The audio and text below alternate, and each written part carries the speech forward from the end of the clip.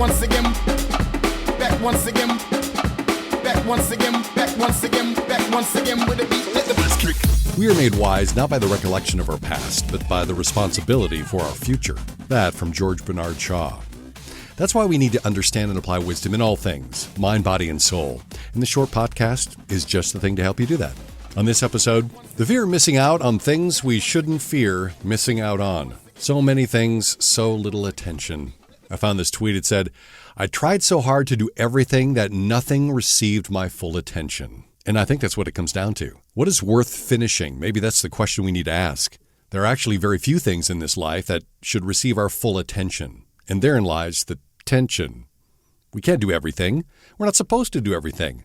So why do we keep trying to do everything? I'm what could be described as an incredibly good starter. I've started a good many things, based on some pretty grandiose dreams. Go big or go home, right? Well, those big dreams required a lot of attention, probably too much attention. So now I find myself surrounded by a lot of things that have only been started. Within the last year, I lost my mom and my father-in-law. What was left unfinished is a good reminder of what actually needs to be done. All the house projects and papers yet to be filed were nothing compared to hearing the love, admiration, and gratitude in the eulogies of Grandma and Pops who gave their full attention to what mattered most. What is most important should get our full attention, because in the end, it's not how many things we start, but what gets finished that's vital. Matthew 6:33 says, "But seek first the kingdom of God and his righteousness, and all these things will be added to you." This, I believe, is what Jesus was getting at in Matthew 6:33. To paraphrase, do the one thing, and the rest of the stuff kind of works itself out. Just one thing. One very important thing, not 15 very important things. But instead of asking, what should I start doing, maybe we should consider asking it this way. What is worth finishing? Here, I think, is where the pandemic provided a benefit. We were forced to give our full attention to what was most important. There's nothing to fear missing out on. The world had all but stopped. The pandemic provided some relief from FOMO, if not an opportunity to self-correct, and allowed us to, as they say, not let a perfectly good crisis go to waste. But in order to do that, we needed to have given our full attention to those things that are worth finishing. Sean O'Connell seemed to have this gift. He's the time photographer played by Sean Penn in the movie The Secret Life of Walter Mitty. Walter, played by Ben Stiller, needed to track Sean down in some remote part of the world. It was an amazing scavenger hunt for Walter as he tried to pinpoint Sean's location. He finally found him in the Himalayas, patiently waiting a rare sighting of a snow leopard. Undeterred by the climate, the lack of amenities, and most amazingly, how could anyone even consider doing this? Without a phone. No unnecessary distractions for hundreds of miles.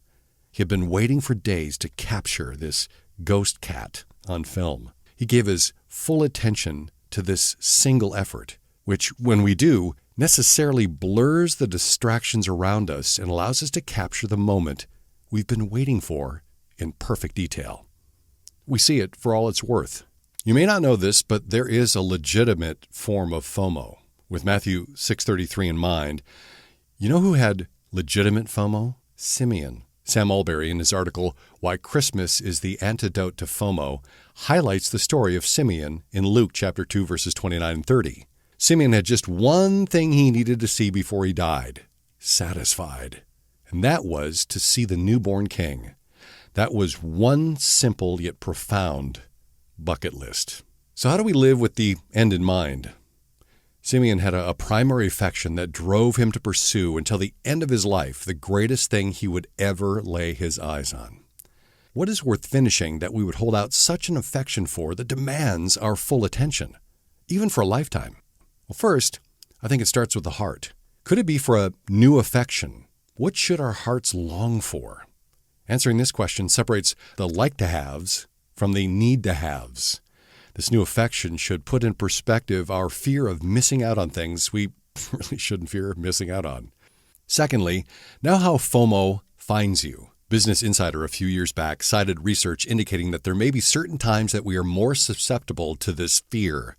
Results show, it says, how FOMO was highest later in the day and near the end of the week. We should be aware of our vulnerabilities to it, but also keep from putting ourselves in situations where we could be unduly influenced by it. Do you really need 5 news apps?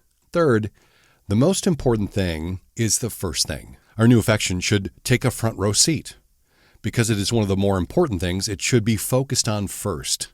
Pushing it down on the list sets us up for distraction by things that we no longer care about missing out on. Make sure it is not only given the right priority in our lives, but the right priority in our day. Lastly, there is joy in missing out. So a popular response to FOMO is JOMO, the joy of missing out.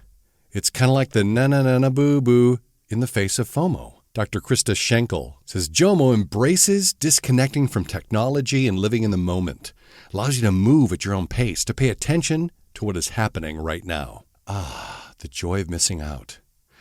That we have a new affection means that we can actually appreciate the benefit and even find joy in missing out on things we should have no fear of missing out on.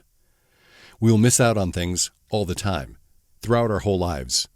The anxiety and fear that is built up around the impossibility of changing that is unwarranted and unjustified. What we should fear is missing out on those few things that we should not miss out on. Finishing well, only that which should be finished. I would absolutely not be offended at all if you decided to pass on the podcast to your friends, all of your friends. Encourage them to know and understand and apply wisdom in all things, mind, body, and soul, by listening to the Wisdom in All Things podcast. Just direct them to wisdominallthings.com.